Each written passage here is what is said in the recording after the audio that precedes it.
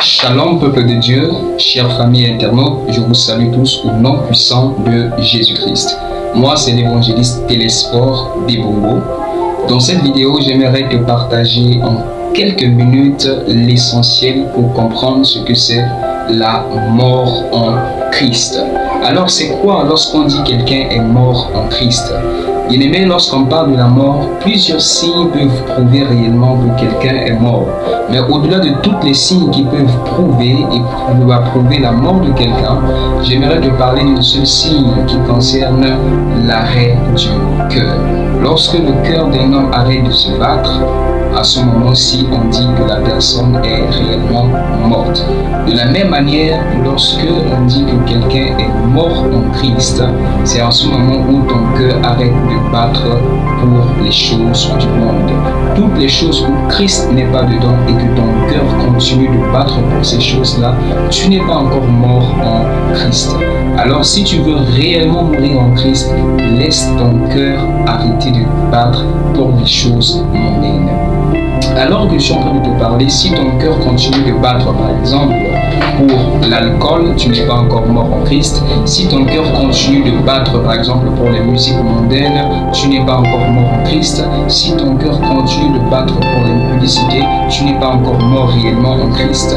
Et si ton cœur continue de battre pour toutes les choses qui ne glorifient pas Jésus, tu n'es pas encore mort en Christ. Quelqu'un qui est réellement mort, son cœur arrête de se battre. C'est tout simplement. On n'a pas besoin de réfléchir, on n'a pas besoin d'une longue prédication, on n'a pas besoin d'un enseignement profond en profondeur pour comprendre ce que c'est la mort. La mort, c'est tout simplement lorsque ton cœur arrête de se battre. De la même manière en Jésus, si tu es mort en Christ, ton cœur arrête de se battre pour les choses du monde.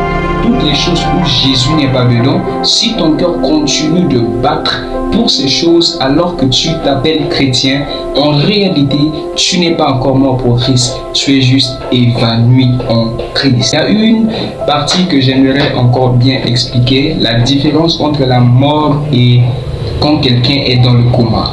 Lorsque tu es dans le coma, tu es pratiquement mort, mais tu n'es pas encore morte. J'explique. Lorsque tu es dans le coma, tu es entre la vie et la mort. Et plusieurs chrétiens sont dans le coma spirituel. C'est-à-dire, ils sont presque morts en Christ, mais ils continuent de respirer dans les choses du monde. Qu'est-ce que je veux dire par là?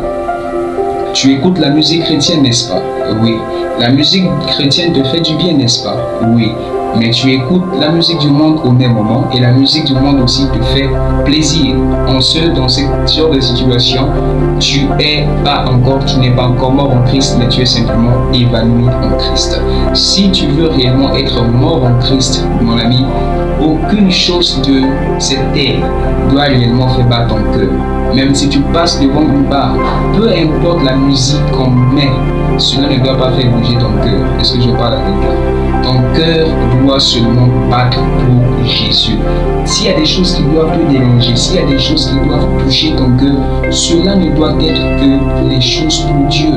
Que ce soit Dieu dans tout ce que tu fais. Si autre chose fait battre aussi ton cœur, mon ami, tu n'es pas encore mort en Christ.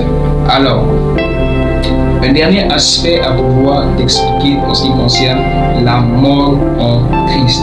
C'est quoi encore mourir en Christ? Au-delà que ton cœur arrête de